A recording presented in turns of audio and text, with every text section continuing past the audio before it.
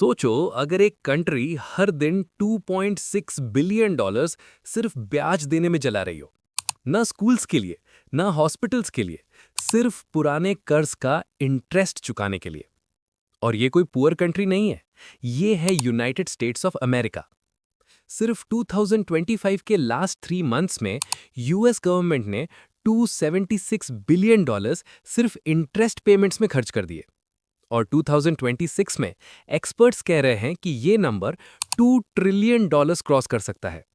और यहीं से शुरू होता है एक डेंजरस गेम, जिसमें ट्रंप, फेडरल रिजर्व और आपका पैसा सब कुछ इन्वॉल्व है। ट्रंप का सबसे बड़ा डर। ये सिर्फ एक इकोनॉमिक प्रॉब्लम नहीं है, ये ट्रंप की प्रेसिडेंसी का सबसे बड़ा थ्रेट है। क्यों? क्योंकि जब एक प्रेसिडेंट अपना बजट का ह्यूज हिस्सा सिर्फ इंटरेस्ट देने में खर्च कर रहा हो, तो वो इंफ्रास्ट्रक्चर नहीं बना सकता, इकोनॉमी को पुश नहीं कर सकता और पॉलिटिकल प्रॉमिसेस भी पूरे नहीं कर सकता। इसी वजह से जैसे ही ट्रंप ने ऑफिस संभाला, उन्होंने फेडरल रिजर्व के चेयरमैन जेरोम पावल पर प्रेशर बनाना शुरू कर दिया। मैसेज सिंपल था, इंटरेस्ट रेट्स गिराओ। प्रेशर अब नेक्स्ट लेवल पर आ गया है।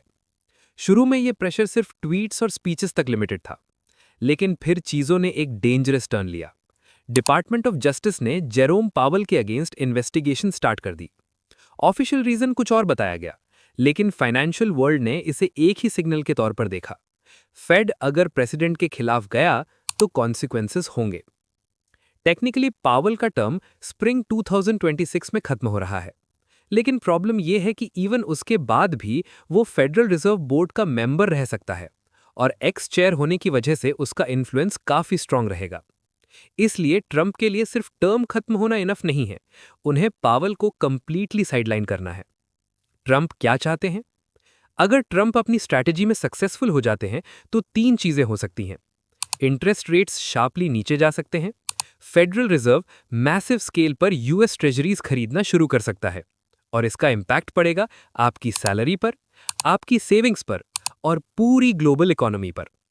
इसलिए इस वीडियो में हम समझेंगे फेड ट्रंप के लिए थ्रेट क्यों बन गया है, फेड की इंडिपेंडेंस टूटने का मतलब क्या होता है और सबसे इंपॉर्टेंट, इसका इफेक्ट आप पर क्या पड़ेगा।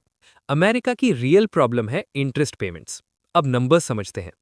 2025 में यूएस ने लगभग 1 ट्रिलियन डॉलर्स सिर्फ इंटरेस्ट में दिए। 2026 में ये नंबर 2 ट्रिलियन डॉलर्स के पास पहुंच सकता है। अगर ये ट्रेंड ऐसा ही चलता रहा तो आने वाले सालों में इंटरेस्ट पेमेंट्स अमेरिका के बजट का सबसे बड़ा एक्सपेंस बन जाएंगे। हिस्ट्री में कभी भी किसी यूएस प्रेसिडेंट ने इतना पैसा सिर्फ ब्याज देने में खर्च नहीं किया। और जब आप हर साल ट्रिलियन डॉलर्स सिर्फ इंटरेस्ट में दे रहे हो, तो रियल डेवलपमेंट के लिए कुछ बचता ही नहीं है। Date ceiling bomb. इस वक्त यूएस का टोटल डेट है लगभग 38 ट्रिलियन डॉलर्स। पिछले साल डेट सीलिंग को 41 ट्रिलियन डॉलर्स तक बढ़ाया गया। एक्सपर्ट्स का मानना है कि 2026 के अंदर ही यूएस फिर से डेट सीलिंग हिट करेगा। ट्रंप को कम से कम 5 ट्रिलियन डॉलर्स और ऐड करना पड़ेगा। 2028 तक total date 45 trillion dollars cross कर सकता है। और यहीं पर ट्रंप को एक ही सोल्यूशन दिखता है, इंटरेस्ट रेट्स गिरा दो। ट्रंप ओपनली बोल चुके हैं कि वो 1% इंटरेस्ट रेट्स देखना चाहते हैं। 1% रेट का मैजिक या धोखा। अगर 45 ट्रिलियन डॉलर्स के डेट पर सिर्फ 1% इंटरेस्ट हो, तो टोटल इंटरेस्ट पेमेंट होगी सिर्फ 450 बिलियन डॉलर्स। सुनने में अमेजिंग लगता है, राइट? लेकिन ये सिर्फ तब पॉसिबल है जब फेड मैसिव क्वांटिटेटिव ईजिंग करे और ज्यादा से ज्यादा गवर्नमेंट डेट खुद खरीदे। और यहीं से सिस्टम रिस्की बन जाता है। फेड का सिस्टम सिंपल शब्दों में, जब फेड इंटरेस्ट रेट्स गिराता है, गवर्नमेंट पुराना डेट रीफाइनेंस करती है, नए यूएस ट्रेजरीज मार्केट में बेचे जाते हैं। प्रॉब्लम यह है कि मार्केट में इतनी डिमांड नहीं होती, कोई इतनी मैसिव क्वांटिटी में ट्रेजरीज नहीं खरीदना चाहता। तो क्या करता है फेड? पैसा प्रिंट करता है, अपना बैलेंस शीट एक्सपैंड करता है और ट्रेजरीज खुद खरीद लेता है। शॉर्ट टर्म में इन्फ्लेशन कंट्रोल में लग सकता है, लेकिन लॉन्ग टर्म में सिस्टमैटिक इन्फ्लेशन बिल्ड होता रहता है। इसी वजह से फेड ट्रंप के प्लान के खिलाफ है। डॉलर और ट्रस्ट का गेम। पूरा global financial system US dollar पर खड़ा है। China, Japan, Europe, pension funds, banks सब यूएस डेट खरीदते हैं। इसलिए नहीं क्योंकि वो अमेरिका को पसंद करते हैं, बल्कि इसलिए क्योंकि उन्हें लगता है कि फेडरल रिजर्व इंडिपेंडेंट है और डॉलर की वैल्यू प्रोटेक्ट करेगा। याद रखो, फेड का काम इकोनॉमी बूस्ट करना नहीं, फेड का काम है इन्फ्लेशन कंट्रोल और डॉलर स्टेबिलिटी। जैसे ही फेड पॉलिटिकल प्रेशर में काम करने लगे, इन्वेस्टर्स का ट्रस्ट टूट जाता है, और ट्रस्ट टूटना ही सबसे डेंजरस चीज होती है। इन्फ्लेशन और इन्वेस्टर्स की सोच। रीसेंट ईयर्स में इन्फ्लेशन काफी टाइम तक 2% टारगेट से ऊपर रही। सोचो, अगर आप इन्वेस्टर हो और आपको यूएस ट्रेजरीज पर 3% रिटर्न मिल रहा है जब इन्फ्लेशन भी 3% है, तो रियल प्रॉफिट क्या हुआ? 0। अब कंपेयर करो चाइना से, जहां इन्फ्लेशन लगभग 0% के पास है। वहां 3% return equal to 3% real profit. Naturally investors वहां जाना चाहेंगे, और ये चीज यूएस अफोर्ड नहीं कर सकता। सबसे बड़ा रिस्क, सेल ऑफ। आज जापान के पास $1 ट्रिलियन से ज्यादा यूएस डेट है, चाइना के पास $750 बिलियन प्लस। अगर इन कंट्रीज को लगा कि फेड इंडिपेंडेंट नहीं रहा, इन्फ्लेशन कंट्रोल में नहीं आएगी, तो वो क्या करेंगी? यूएस ट्रेजरीज बेचना शुरू करेंगी। और फिर सवाल उठता है कि कौन खरीदेगा? Federal reserve. और फेड सिर्फ एक ही तरीके से खरीद सकता है, पैसा प्रिंट करके।